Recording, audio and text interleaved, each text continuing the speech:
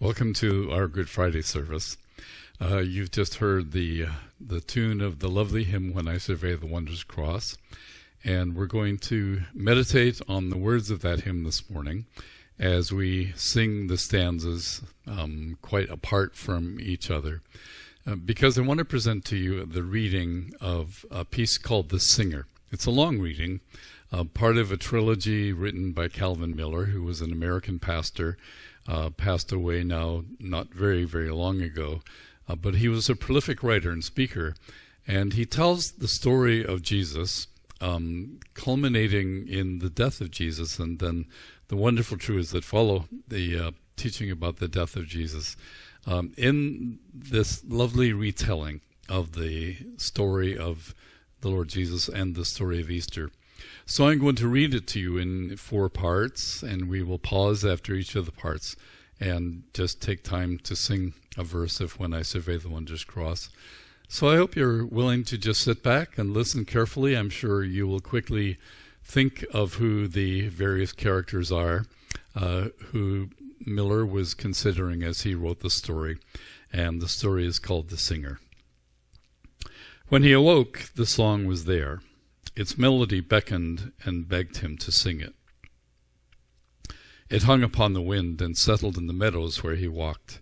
He knew its lovely words and could have sung it all, but feared to sing a song whose harmony was far too perfect for human ear to understand.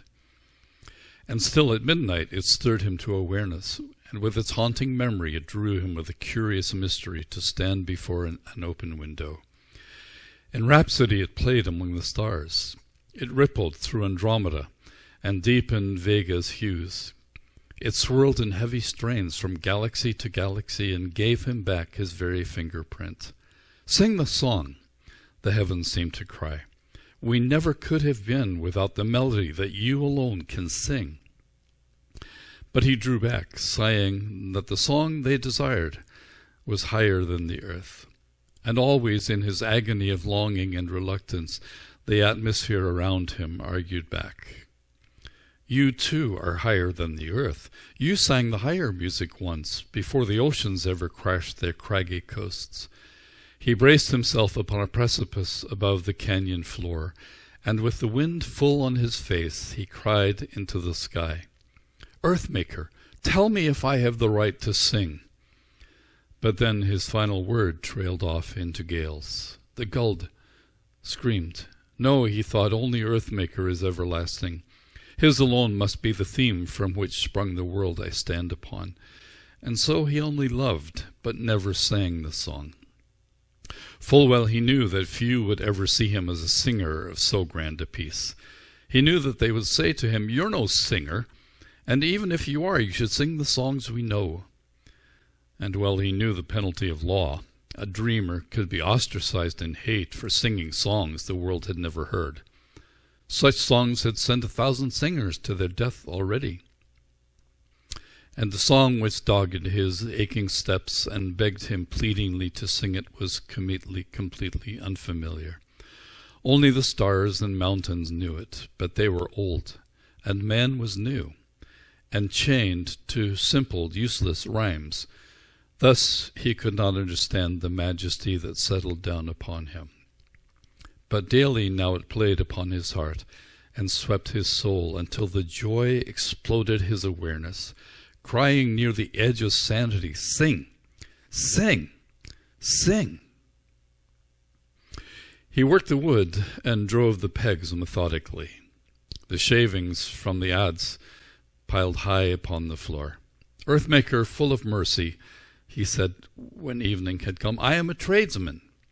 "No," said the silent air, "not a tradesman, a troubadour instead." "A tradesman," he said firmly as he smashed his mallet on the vise. "A troubadour," the silence thundered back. His seeming madness made the music play 100 times more loudly than before. It lured him from his highland home. He left the mallet broken on the vise and walked away. Never had he been the way he walked, and yet his feet knew every step. He could not cease to marvel how they moved his body forward through the mist of circumstances which he vaguely knew by name. His naked feet intrigued him, for they moved with purpose which his mind had not yet measured. Besides, they each one wore a curious scar of some wound as yet unopened. Yet they had been there long before his birth. What twist of meaning had Earthmaker given him to scar his feet before he ever walked? From the hills he walked ever downward to the valley miles below.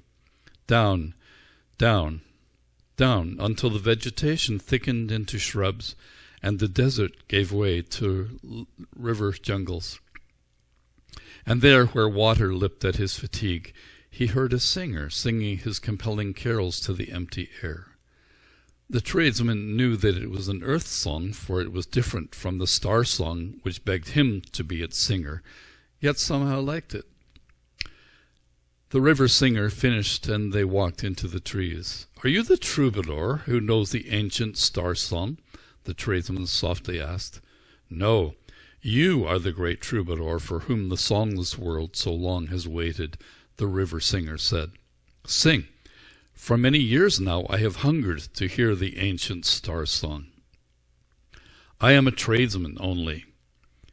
Then the river singer waded out into the water and beckoned him with his hand. Slowly the tradesman followed. They stopped waist deep in water, their eyes swam, and they waited for the music to begin. It did. The tradesman knew the river singer heard it too. The water swirled around them, and the music surged. Every chord seemed to fuse the world in oneness. They stood until the surging current buried them in song. It then receded, and the music died away, and the river was once more a simple river. Then over that thin silver stream the thunder pealed, and a voice called from the sky above, "Tradesman, you are the troubadour. Go now and sing." From the river he moved on and on in quietness alone. He still talked to Earthmaker as he always had, but now he called him Father Spirit. He loved the newer name. The star song came upon him with a manly joy. At last he sang. He threw the song against the basalt canyon walls. It ricocheted in splendor, and he remembered far before that he had sung those very canyons into being. "Father Spirit," he shouted at the desert sky, "I love you. Ask of me anything you will, and I will do it all." The universe gathered up the echoes of his joy and answered back, "I love you too, my singer. One thing alone I ask of you. Sing my ancient star song to the world." "Father Spirit, I will sing it. In every country will I sing it, till all the world you love can sing it." In joy he sang and sang until he fell asleep on the desert floor.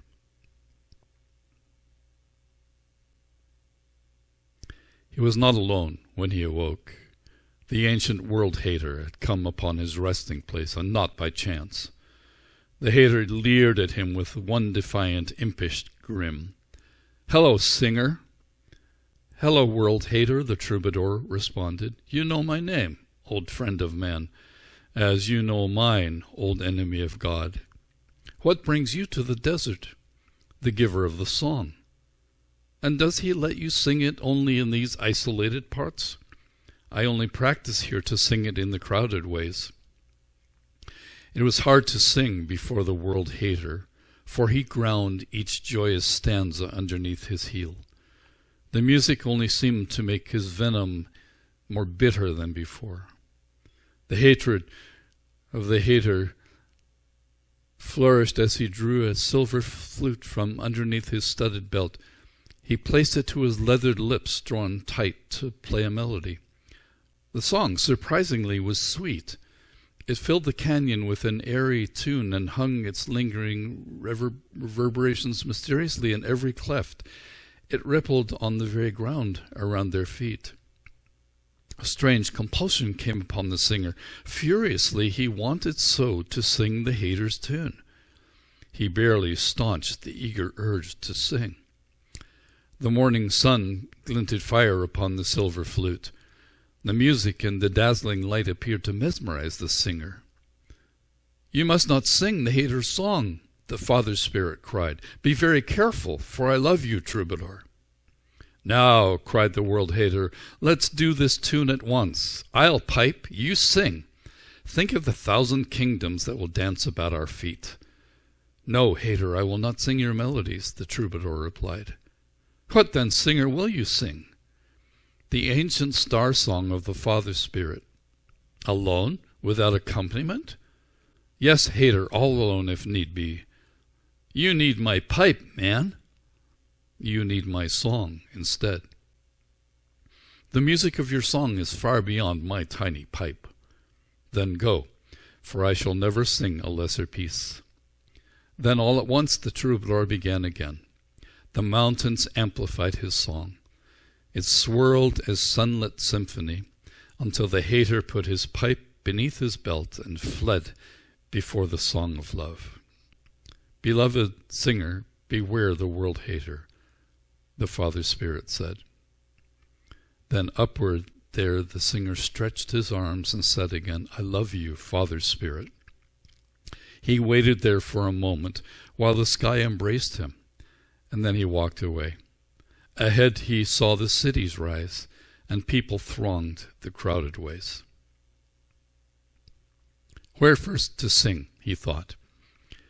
He turned back to the highlands where he had left the broken tool so useless upon the vise.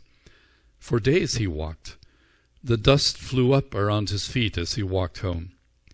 At length he passed the village signpost, and there, by odd coincidence, his mother at that very time stood by the well. They met. He reached to carry her stone jar. "It's not traditional," she said. He took it anyway. Her carers had made her 50 years seem even more. "You broke your hammer on the vise," she said. "I had it mended for you." "I'm through with hammers anyway," he said. "I've just come home to board the shop." "And then you'll leave?" "I will," he said. "Where will you go?" She studied paving stones as they walked. He moved the heavy jar to ride on his other shoulder, "Wherever there are crowds of many people." "The great walled city of the ancient king?" "Yes, I suppose." He feared to talk to her, yet he must tell her of the river singer and all about the star song he had so lately sung. He seemed afraid that she would think him mad. He could not bear to hurt her, for besides the Father Spirit he loved her most of all. At length he knew he must lay bare his heart. "You seem so troubled, son," she said. "Not for myself," he said. Then with the hand that was not needed in balancing the jar, he took her hand and smiled. "I hate for you to board the shop and leave." "Am I the tradesman that my father was while he was still alive?" he asked. "You both were good, but somehow wood is never kind to your great hands. Your father's hands had never paid the pain it cost you just to love his trade." She looked down at the gentle, suffering hand that held her own. Somewhere in her swimming recollection she remembered the same hand, with infant fingers that had clutched the ringlets of her hair and reached to feel the leathered face of Eastern kings. But he could not remember that. They walked still further without speaking. "Mother, I am the singer," he bursted out at once. "I know," she said. "I love the Father Spirit more than life. He has sent me to the crowded ways to sing the ancient star song." "I know," she said again. "I heard the ancient star song only once. It was the very night that you were born. And all these years, my son, I've known that you would come to board the shop someday. Can you sing the star song yet?" "I can," he answered back. They neared a house and entered. They shared a simple meal and sat in silence. And the song which they alone of all the world did know was lingering all around them in the air. She had not heard its strains for 30 years, but hungered for its music. He had not sung it for an afternoon, but longed to have its fluid meaning coursing through his soul. Of course, the song began. When I survey the wondrous cross,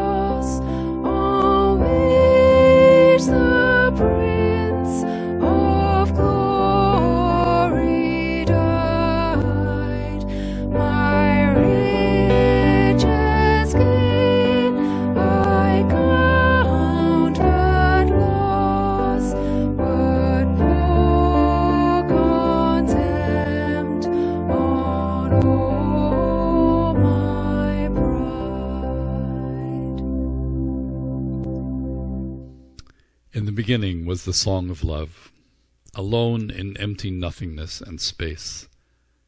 It sang itself through vaulted halls above, reached gently out to touch the Father's face. And all the tracklessness where worlds would be cried, Father, through the aching void. Sound tore the distant chasm, and eternity called back, I love you, son, sing, troubadour. His melody fell upward into joy, and climbed its way in spangled rhapsody. Earthmaker's infant stars adored his boy, and blazed his name through every galaxy. Love, sang the spirit, sun and mountains came. More melody, and life began to grow. He sang of light, and darkness fled in shame before a universe in embryo. Then on the naked ground the troubadour knelt down and firmly sang a stronger chord. He scooped the earth dust in his hand and worked the clay till he had molded man. They laid him down beneath primeval trees and waited there. They loved him while he slept, and both rejoiced as he began to breathe, a triumph etched in brutal nakedness. I am a man, the sun-crowned being sang. He stood and brushed away the clinging sand. He knew from where his very being sprang. Wet clay still dripped from off the singer's hands. Earthmaker viewed the sculptured dignity of man, godlike and strident, president of everything that was, content to be God's infinite and only earthen friend. The three embraced in that primeval glen, and then God walked away, his singer too. Hate came, discord, they never met again. The new man aged and died, and dying grew a race of doubtful, death-owned, sickly men. And every child received the planet's scar, and wept for love to come and reign, and then to heal hate sickened life, both wide and far. We're naked, cried the new men in their shame. They really were, a race of piteous things who had no name. They died absurdly whimpering for life. They probed their sin for rationality. Self murdered self in endless hopeless strife, and holiness slept with indecency. All birth was but the prelude unto death, and every cradle swung above a grave. The sun made merry trips from east to west. Time found no shore, and culture screamed and raved. The world in peaceless orbits sped along and waited for the singer and his song. The singer ceased. The ancient star song slept. You know the final verse? His mother asked. I know it all, he answered back, but I'll not sing it here. I'll wait till I'm on the wall. Then alone the melody will fall upon thick ears. They will not like the final verse, she said. They will not like it, for its music is beyond their empty days and makes them trade their littleness for life. The self of every singer of the song must die to know its music. They all must die. And ever does the self die hard. It screams and begs in pity not to go, nor can it bear to let the Father's Spirit own the soul. He turned the thoughts methodically within his mind and spoke again. Mother, I shall sing the song while I move out to seek more singers who, like me, are quite content to sing, then die. She knew that he was right, but found it hard to talk of joyous life and painful death at the same time.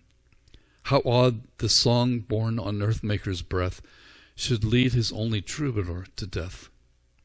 I cannot bear to see you die. Let all the world go by. Don't sing upon the wall. At least don't sing the hell-bound ancient curse. If you must sing of life, leave off the final verse. I go, he said. God give me strength to sing upon the wall, the great walled city of the ancient king. He turned. She cried, leave off the final verse, and not upon the wall. He kissed her. I can't ignore the Father Spirit's call. So I will sing it there, and I will sing it all. The sunlight lured him from the shaded village streets and drew him into day. And everywhere he went the world-hater had already been. The sick men lay among the roadside thorns. The old ones groaned from habit. The young ones whimpered out of hopelessness. The singer stopped.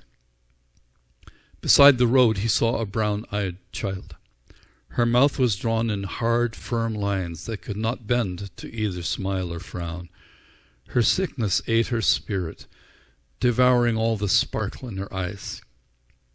Her legs, misshapen as they were, lay useless underneath the coarsest sort of cloth. The singer knelt beside her in the dust and touched her limpid hand and cried. He drew the cloth away that hid her legs. He reached his calloused hands and touched the small, misshapen foot. I too was born with scarred feet. See mine, he said, drawing back the hem of his own robe. She seemed about to speak, when the music of a silver pipe broke in the air around them. He had heard that pipe before. Above them towered the world-hater. I knew you'd come, he said. You will, of course, make straight her twisted limbs?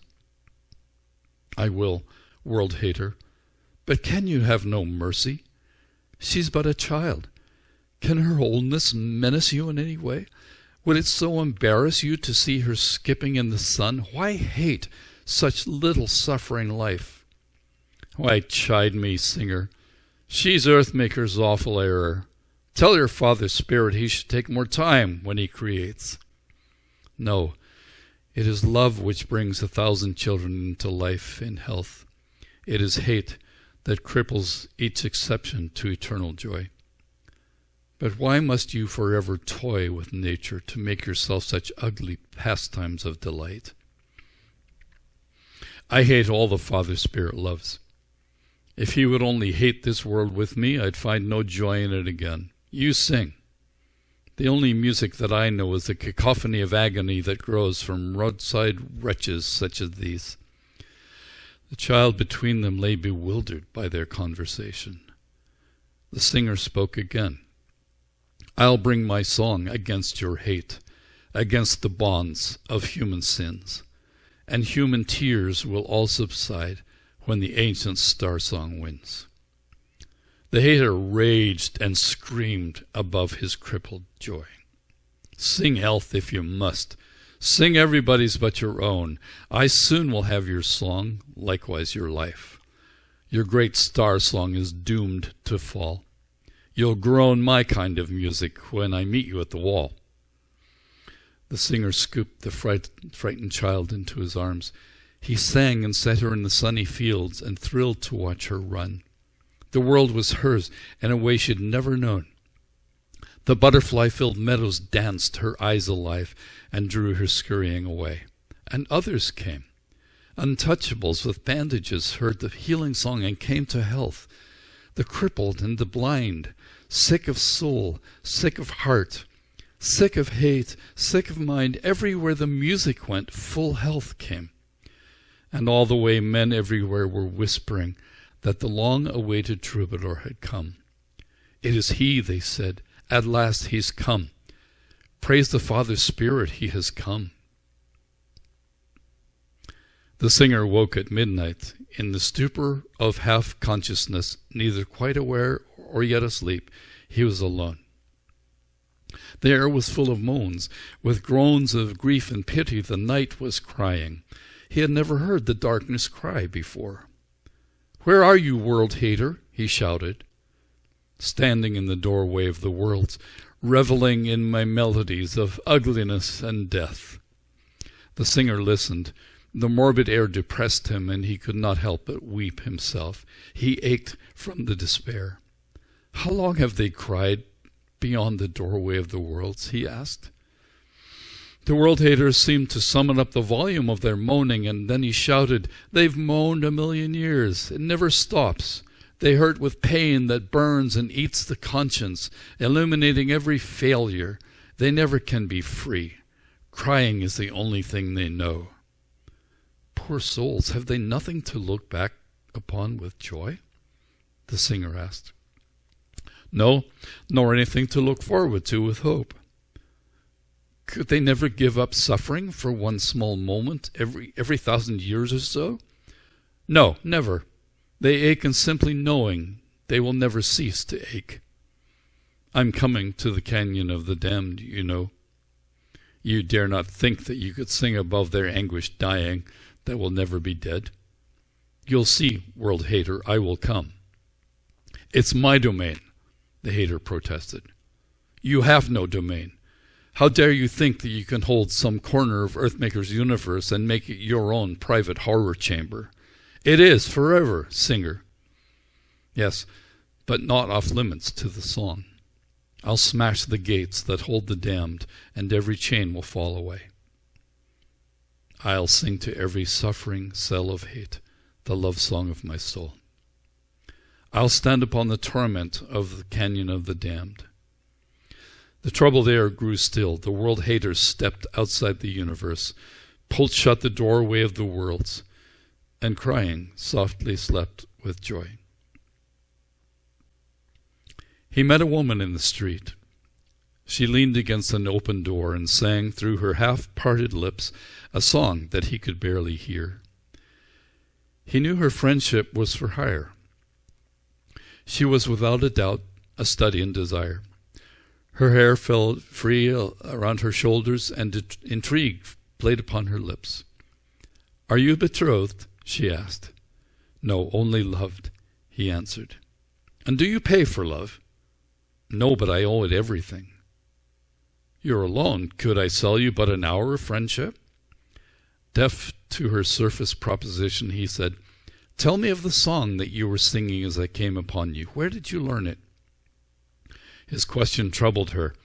At length she said, "The first night that I ever sold myself, I learned it from a tall, impressive man." "And did he play a silver pipe?" the singer asked. She seemed surprised. "Do you know the man who bought me first?" "Yes, long ago. In fact, he did his best to teach me that song." "I cannot understand. I sell friendship and you your melody. Why would he teach us both the same self-song?" The singer pitied her. He knew the world hater had a way of making every victim feel as though he were the only person who could sing his song. He only has one song. He therefore teaches it to everyone. It is a song of hate. "No, it's a love song. The first night that he held me close, he sang it tenderly, and so in every way he owned me while he sang to me of love." "And have you seen him since?" "No, not him, but a never-ending queue of men with his desires." "So it was no song of love. Tell me, did he also say that someday in the merchandising of your soul you would find someone who would not simply leave his fee upon the stand, but rather take you home to care for you and cherish you?" Again she seemed surprised. "Those are indeed his very words. How can you know them?" "And have you found the one that he has promised?" "Not yet." "And how long have you peddled friendship?" "Some 20 years are gone since I first learned the song that you inquired about." The singer felt a burst of pity. "We sometimes give ourselves to hate and masquerade and only think it love. And all our lives we sing the song we thought was right. The canyon of the damned is filled with singers who thought they knew a love song. Listen while I sing for you a song of love." He began the melody so vital to the dying men around him. "In the beginning was the song of love." She listened and knew for the first time she was hearing all of the love there was. Her eyes swam when he was finished. She sobbed and sobbed in shame. "Forgive me, Father Spirit, for I am sinful and undone, for singing weary years of all the wrong words." The singer touched her shoulder and told her of the joy that lay ahead if she could learn the music he had sung. He left her in the street and walked away, and as he left her singing his new song, when he turned to wave the final time, he saw her shaking her head to a friendship buyer. She would not take his money. And from his little distance the singer heard her use his very words. "Are you betrothed?" the buyer asked her. No, only loved, she answered. And do you pay for love? No, but I owe it everything.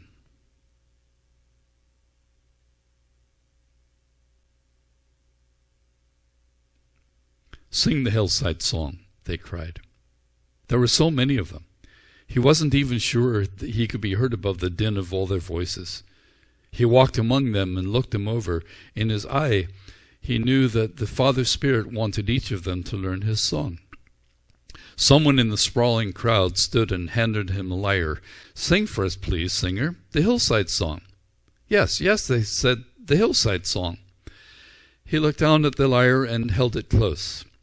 He turned each thumb set till the string knew how to sound, and then he began.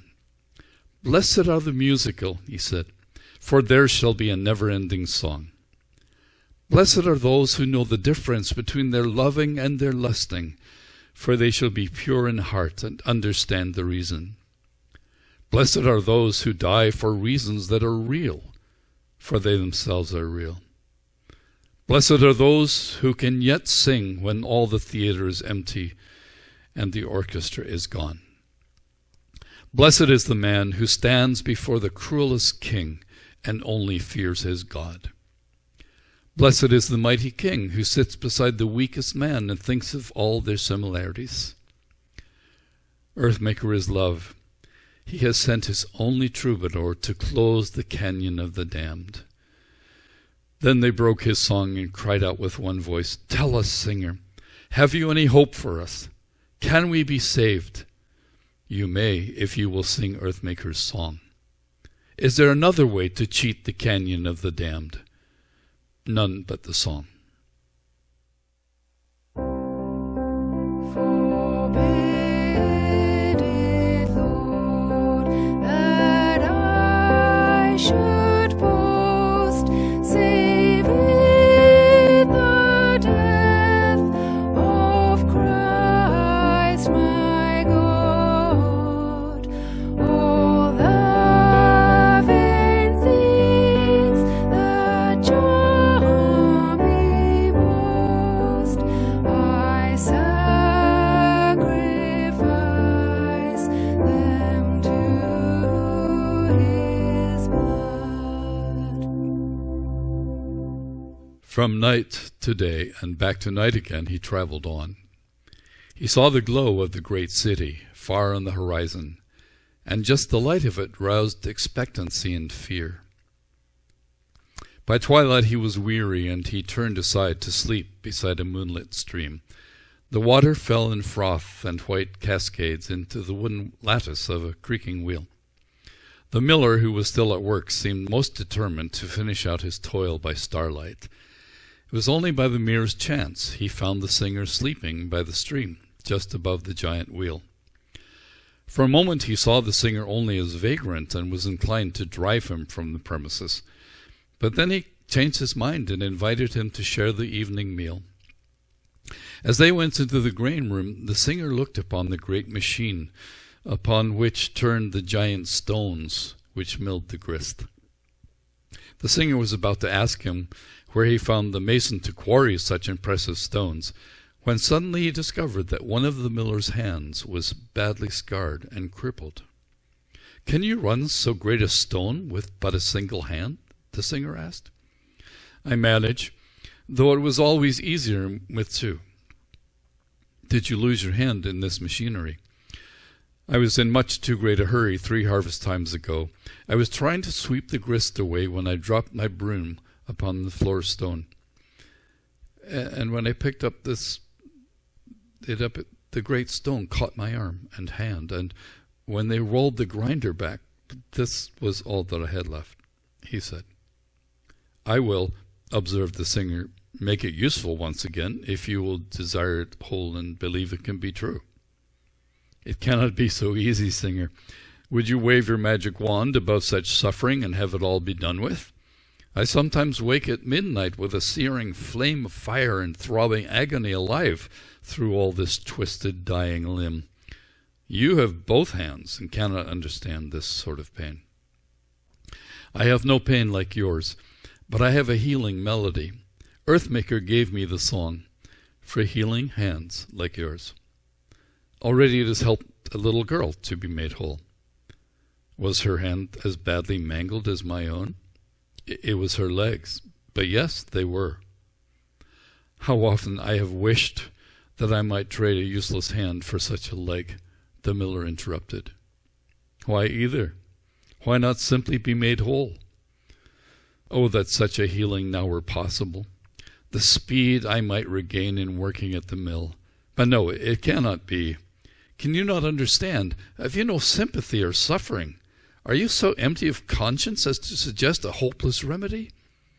You only add to misery by forcing me to think myself a cripple.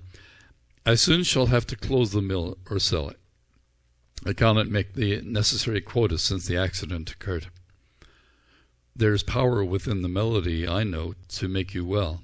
Please, miller, trust and let me sing, and you will run the mill alone with 2 good hands. Stop your mocking. I am a sick old man whom life has cheated of a hand. The nightly pain has already now begun. The season of my hope is gone. The singer watched him caught in some dread spasm of his aching circumstance. He moaned and fell upon the floor, and with his healthy fingers he held his mangled hand. His surging pain caused him to cry, "O God, deliver me from this body. I never can be well and whole as other men." He waited for the singer to join him in his pity, but when he raised his head for understanding, the door stood open on the night, and the singer was nowhere to be seen.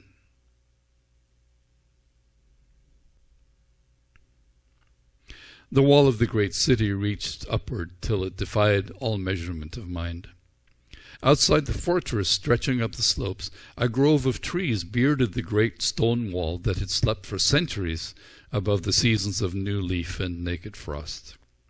Towers and minarets glinted in the sun-washed sky and caused the singer apprehension as he leaned against a tree. He watched the human commerce flow through the rough-hewn gates. Never had he seen so many people hungry for a living song. They jostled shapelessly a massive urban sameness. Each hurried after urgent, unattended business, yet none had any reason for the press. The singer sighed. Sometimes a child would follow in the madding throng. Already it appeared the youngster tried to learn the routine manufactured steps of older men he mimicked in the way. Reluctant to adopt the business cadence of the empty throng, the singer turned and sought a quiet place beneath the wall. He walked into the trees. "Hello, singer," said the voice he knew too well. "Welcome to the quiet of the grove. Does the senseless, empty crowd offend you?" The singer's only offense came in knowing that the world-hater always seemed to know what he was thinking. "How do you manage to make them cherish all this nothingness?" he asked the world-hater. "I simply make them feel embarrassed to admit that they are incomplete. A man would rather close his eyes than see himself as your Father's Spirit does. I teach them to exalt their emptiness and thus preserve the dignity of man. They need the dignity of God. You tell them that. I sell a cheaper product." They were deeper in the woods. They stopped in a shaded spot beneath the fortress wall. A heavy set of chains hung from a great foundation stone that held the towering wall. Manacles hung bolted on the wrists of a burly, naked man. He slept, or seemed to. Before him on the ground lay a heavy stoneware basin nearly filled with water and the dried remains of bread, half eaten. "Is he mad?" the singer asked. "Senselessly," the hater answered. "Who brings him bread and water?" "I do." "Why?" "To see him dance in madness without a tiny hope. Imagine my delight when he raves and screams in chains. Would you like for me to wake this animal?" "He's a man. Earthmaker made him so. What is his name?" "The Crowd." "Why such a name?" "Because within this sleeping hulk there are 1,000 hating spirits from the canyon of the damned. They leap at him with sounds no ears but his can hear. They dive at him with screaming lights no other eyes can see. And in his torment he will hold his shaggy head and whimper. Then he rises and strains in fury against the chains to tear them from the wall. Stand back and see. The hater took the silver pipe out of its sheath. The tune began, a choppy, weird progression of half-tones. The sleeping giant stirred and placed his massive hands upon his temples. In fever hot the hater played, and just as rapidly the madman stumbled to his feet. The singer never had beheld so great a man as he. Some unseen, unheard agony rippled through his bleeding soul. He growled, then screamed and tried to tear the chains that held him to the wall. "Stop, hater!" cried the singer. But the hater played more loudly than before. At that precise and ugly moment, the pinion on the left gave way. The chain fell loose. Then with one free hand the monster tore the other chain away. In but a second he stood unchained before them. The hater took his pipe and fled into the trees. The singer then began to sing and continued on until the madman stood directly in his path. With love that knew no fear, the singer caught his torment, wrapped it all in song, and gave it back to him as peace. As soon the two men held each other. In their long embrace of soul, the spirits cried and left. They stood at last alone. "What year is it?" the giant asked him with some perplexity. "It is the year of the troubadour," the singer said. "How long have you hung upon the wall and writhed in madness?" "I cannot tell the years." "Will you come with me into the ancient city?" "Yes," said the madman, and then remembering he added, "I cannot, for I am naked." "Not if you love me." "He whom Earthmaker loves," replied the troubadour, "is hidden from his shame forevermore." "I love you more than life," the madman then confessed. And when they turned to leave, the two of them were dressed. The way through the gates was full. The holiday had come, and the eagerness of all the citizens for tradition and festivity had charged the air with expectation. The singer and the madman felt the strain of something dread but pending, threatening but unannounced. Within the press of people, the singer found a mixing of compassion and revulsion. He pitied them for emptiness, but resented their contentment in it. He knew that what they needed was the song. When they approached the gates, a woman in the crowd came to the madman, then shuddering fell back in fright. They stopped, and the congestion moved around them. "You are the madman," she said. Then changing her mind, she denied it. "No, you are clothed and sane." "I am the madman," he said. "But the troubadour has come, and I am full and whole." "Who is this troubadour?" she asked. "He is the son of Earthmaker." A crowd was gathering around their conversation. "Listen to me," called the madman to the crowd. "I hung upon the wall until this very hour. When the moon was full, I roamed in wild, unholy grottos of my mind. See these wrists," he said, pulling back his sleeves. The marks and scars of chafing steel were obvious to all. The manacles of iron did this. I could kill, and would have many times, except for the great chains which held me. I cried within the grove and wished to die. I tore at every band and tried to set my own brutality toward freedom, but never did the chains give way until today." "Stop," cried a man within the crowd. "You are still mad." The voice continued as the hater came out of the crowd. "Listen to me, madman," he said, pulling out the silver pipe. Beads of perspiration appeared on the madman's brow. Fear tore at him. Could he stand the melody that formerly had driven him insane? The weird progression of shrieking notes began. But the madman's tension soon began to ease. In the frustration of his losing, the hater played more loudly than before. Soon the madman was entirely at peace. He exulted in the confidence of total sanity. "It's no use, hater. The troubadour has come." The crowd had grown to several hundred people, and the madman called out over them, "This man's pipe wiped out my sanity until today. I learned a new song from the singer from whom the world so long has waited. Listen to the song of life." He began to sing. The singer himself was startled at the beauty of his voice. He sang with such confidence that none could doubt the meaning he found springing up upon his soul. "Where did you learn this confidence and joy?" they asked him. He nodded toward the singer. "He has saved me from myself and from 1,000 maddened spirits from the canyon of the damned." "Who are you, man?" they asked the singer. "I am the troubadour, the son of Earthmaker," the singer then replied.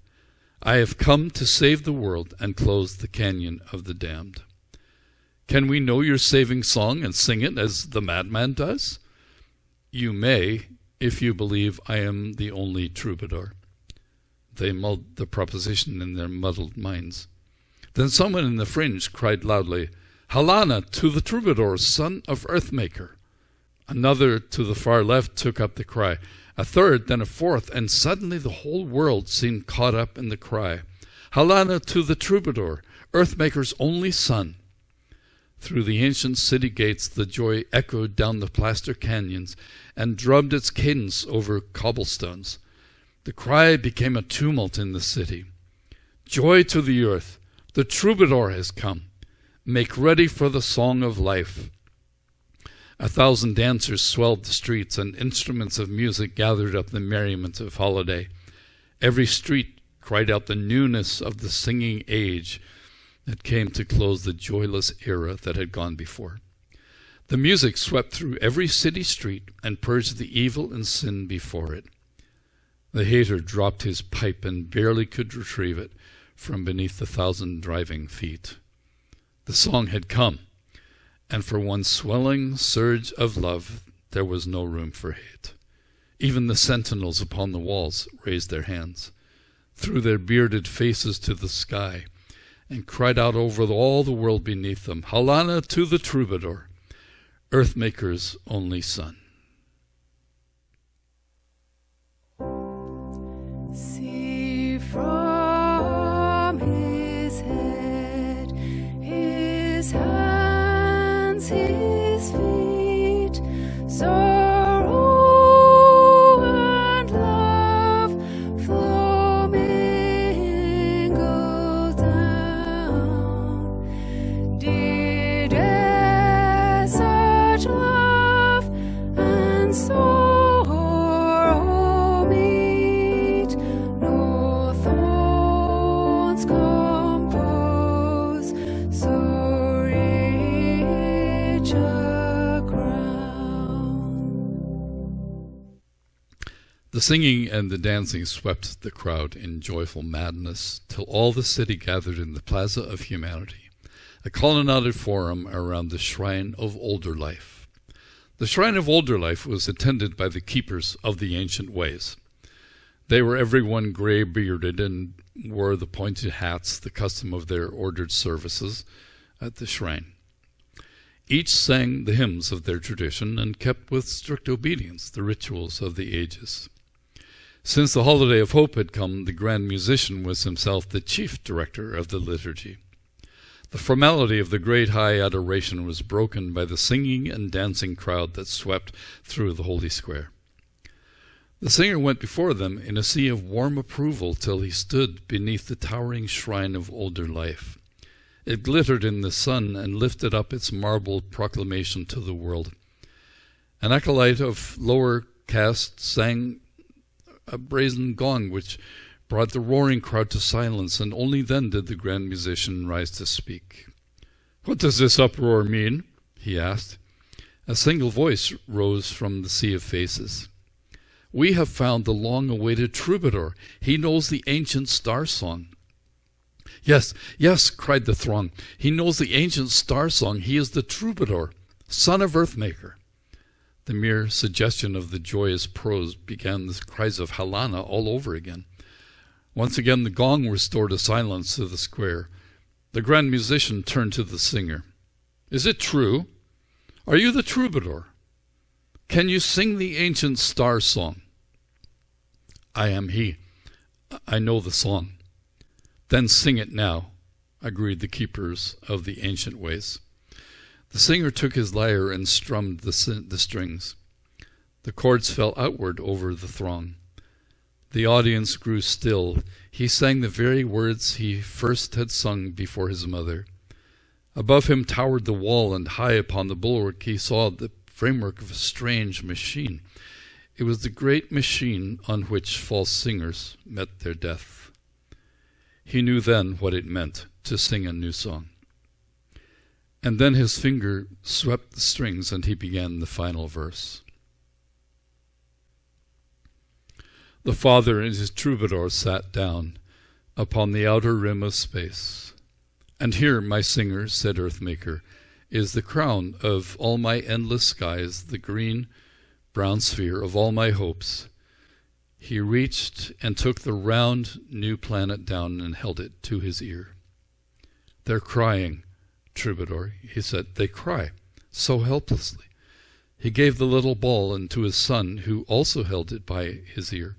Year after weary year, they all keep crying. They seem born to weep, then die. Our new man taught them crying in the fall. It is a peaceless globe. Some are sincere in desperate desire to see her freed of her absurdity. But war is here. Men die in conflict, bathed in blood and greed. Then with his nail he scraped the atmosphere, and both of them beheld the planet bleed. Earthmaker set Earth spinning on its way and said, give me your vast infinity, my son. I'll wrap it in a piece of clay. Then enter Terra microscopically, to love the little souls who weep away their lives. I will, I said, set Terra free. And then I fell asleep, and all awareness fled. I felt my very being shrinking down. My vastness ebbed away in dwindling dread. All size decayed. The universe around drew back. I woke upon a tiny bed of straw in one of Terra's smaller towns. And now the great reduction has begun. Earthmaker and his troubadour are one. And here's the new redeeming melody, the only song that can set Terra free. The shrine of older days must be laid by. Mankind must see Earthmaker left the sky, and he's with us. They must concede that I am he.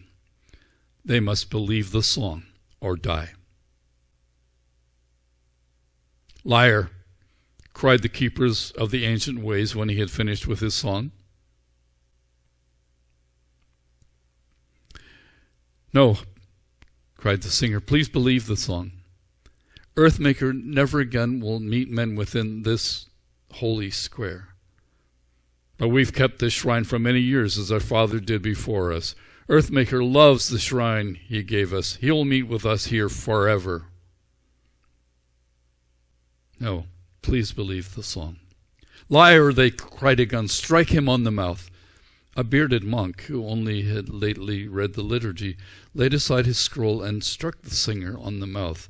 The blood ran down his chin. Listen, men of Terra, cried the grand musician. He sings a lie. Earthmaker loves the shrine. He has loved it for 1,000 holidays. The singer stumbled to his feet and cried above the crowd. Earthmaker loves neither shrines nor holidays. He loves only men. Life is the song, not the shrine. Another keeper of the ancient ways laid aside his incense and his holy book and struck him in the face. He fell once more.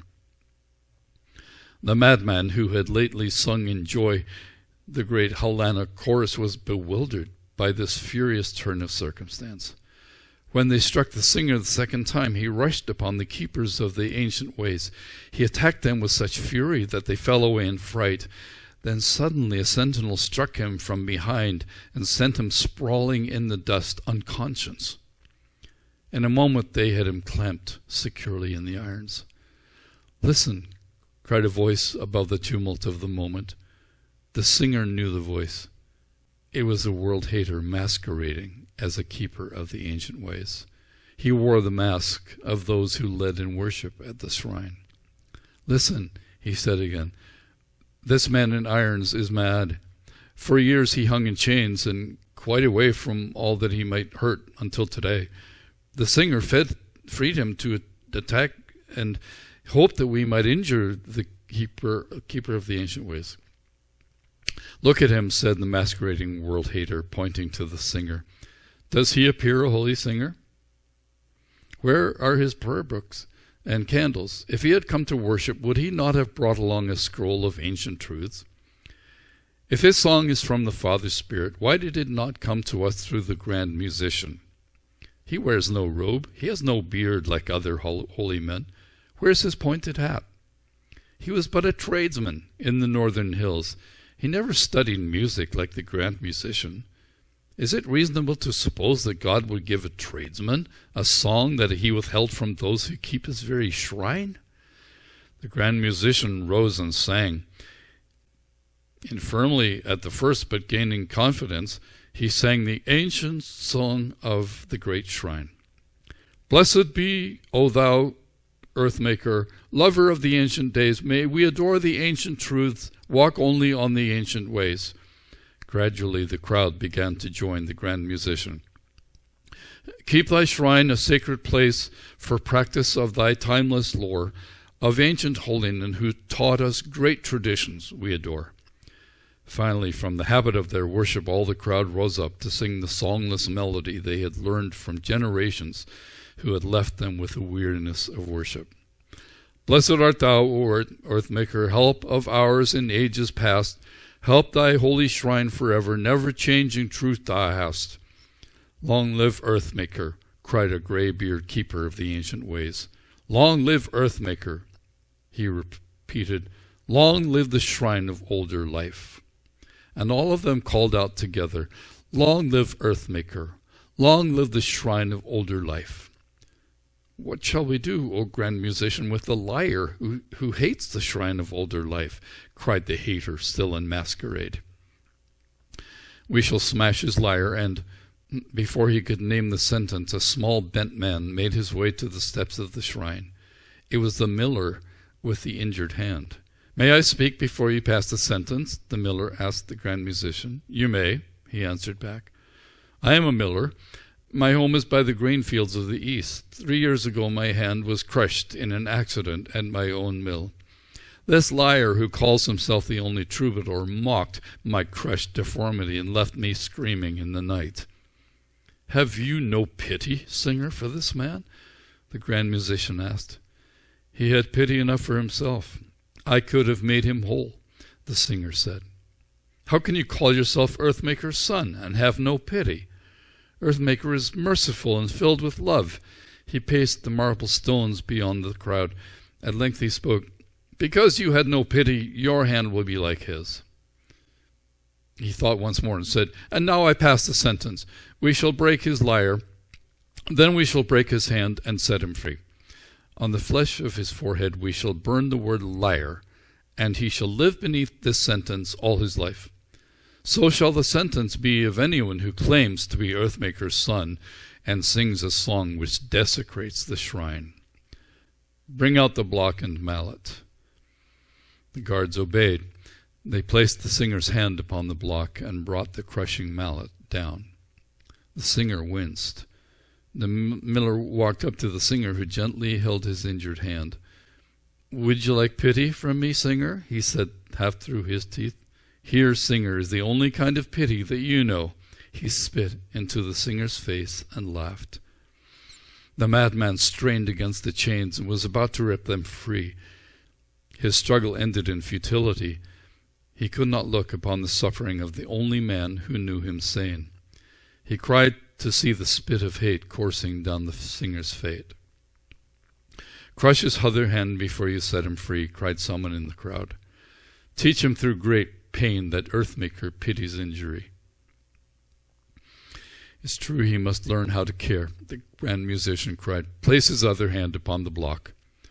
Once more the mallet fell, and the splintering of tendons shot burning agony through the singer's soul. They laid his lyre upon the block and smashed it with the mallet that had fallen twice before. Sing for us, they cried in vengeance. Play and sing. The grand musician turned his head and sang an ancient hymn, while they spit again upon the singer and struck him with their fists. "You are going to heal the miller's hand," cried someone in the crowd. "Sing healing to your own." When the grand musician finished singing all the ancient hymn, he turned back to the singer, who gazed in agony upon his broken hands. "Bring the fire and irons, and we will etch the name upon his face." They seared the word across his forehead: liar. The madman held his shaggy face and cried into his hands. His sobbing went unnoticed into the action of the trial. "May I now release this false troubadour?" the grand musician cried. "No, he must die upon the wall. Let him suffer for his lies. Let him hang where everyone may know the nature of his ugly melodies of desecration. Hang him on the great machine of death." "Yes, yes," they cried in fevered chanting. "Yes, yes, thou great musician. Yes, hang him on the great machine of death." The sentinels returned the madman to the grove. He followed them without a struggle. He walked along in the stupefaction of his disbelief. In his former madness he would have crushed the wardens in the foment of his rage. He could scarcely understand that in a single day he had been granted both a new mind and an injured heart. The day's proceedings had been too much for him. Every time he closed his eyes he saw the mallet of the executioner again. The splintering of tendons, the wincing of the singer, the facial blows the priest had given him, all these made his mind a horror chamber. Somewhere in the reverie of agony they reached the wall. The attendants locked him in the irons, while he stared vacantly away. They brought him bread and water, which he never saw. He only wept. A tremor shook his giant frame. The darkness came. The madman cried, while somewhere higher on the wall the singer died. It was good the madman could not behold his suffering. He could not have borne it. A trinity of other lovers came, all three absorbed in one great hurt. The little girl sat down between the older women. "I am his mother," said the oldest. "I am the demonstration of his power," said the little girl. "I am only a friend," said the other woman. "I gave him life," said his mother. "I gave him twisted feet," said the little girl. "I gave him shame," said the friend. "He taught me obedience to the Father's Spirit," said the mother. "He taught me running. He taught me love." They sat beneath the great machine of death. It was a treble pieta of stone, and still it wept. "I feel very old today," said the mother as she placed her arm on the shoulder of the little girl. "I feel as though I soon must watch the Father Spirit die," the girl sobbed into the bosom of the singer's mother. The friendship seller was a world away. She said, "I am ashamed of being human. It is the very shame I felt the first time that She couldn't bring herself to tell her ugly fall before the grieving child. The moment that I saw the keeper of the ancient ways, who was chief accuser, I knew he bore some vague familiarity. He was no priest." "I know," the older woman said. "He was the piper who taught me a song of death and called it love," the friendship seller said. "I knew him too," said the little girl. "He used to pass me where I begged, and looked upon my twisted legs and laugh. I used to feel so bad when he would look and smirk in satisfaction, and every time he passed he left me crying." They ceased their talking and looked up at the wall. The great machine hung heavily into their souls. The giant timbers creaked in the ordeal they were asked to undergo. The women shuddered when they viewed the suffering form that lay among the cables and the gears. Grief owned the day. In turn, the three stood up and stared upon the dying singer, high and lifted up. "My joy, my health," said the little girl. "My life," said the friendship seller. The night stood dumb. The burdened mother wept. The ancient star song lost. The world hater won. I wish I might have died instead of you, my son. My son. My son.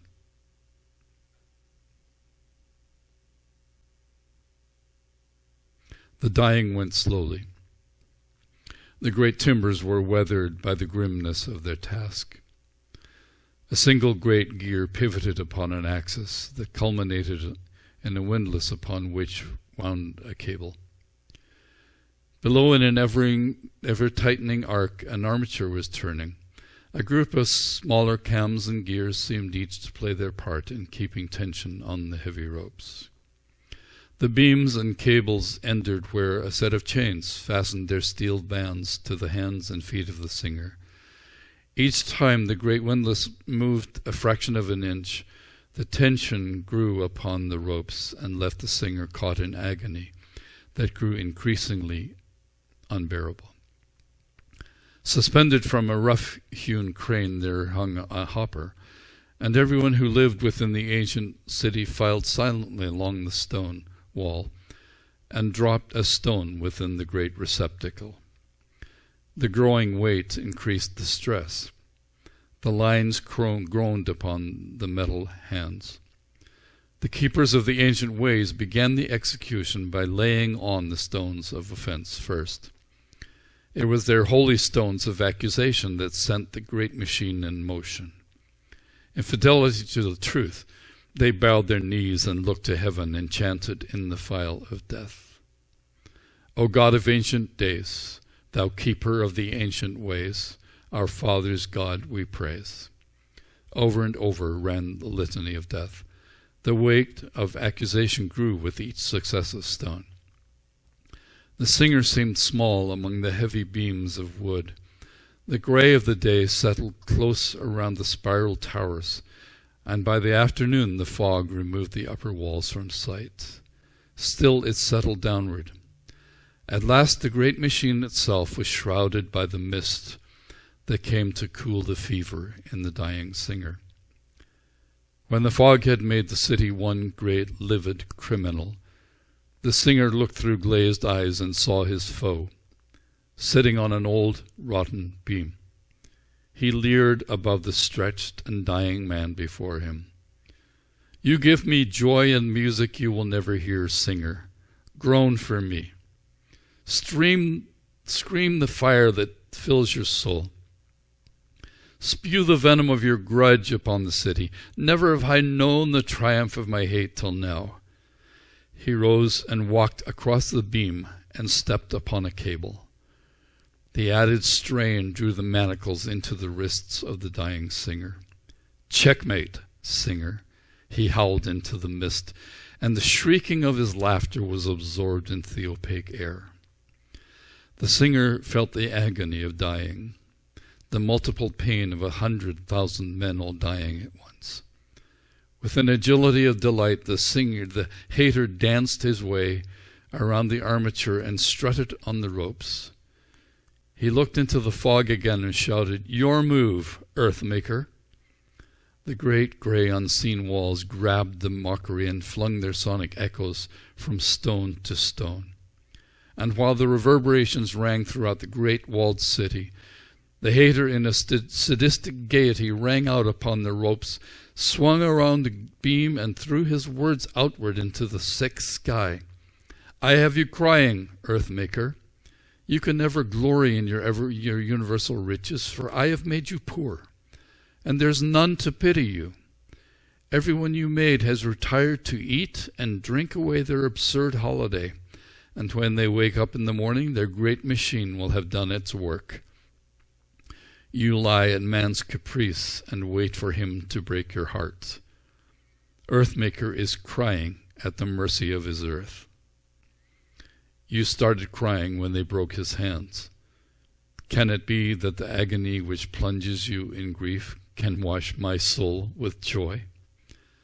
Look how he dies. Cry, Creator, cry. This is my day to stand upon the breast of God and claim my victory over love. You lost the gamble. In but an hour your lover will be pulp upon the gallows. Did you tell him when his figures formed the world that he would die on Tira, groaning with his hands crushed and whimpering in my great machine? He laughed and turned to look again upon the troubadour. Now who will sing the Father Spirit's song? He asked the dying man. The singer seemed to rally in his suffering. From somewhere far beyond himself, he drew a final surge of strength and sang the final verse again. And now the great reduction has begun. Earthmaker and his troubadour are one. He sang, and then his lips fell silently apart, and his head slumped forward upon his chest. The Father's Spirit wept. The fog swirled in bleak and utter numbness. Existence raved. The stones bled. The shrine of older life collapsed in rubble, and Tira shuddered in her awful crime.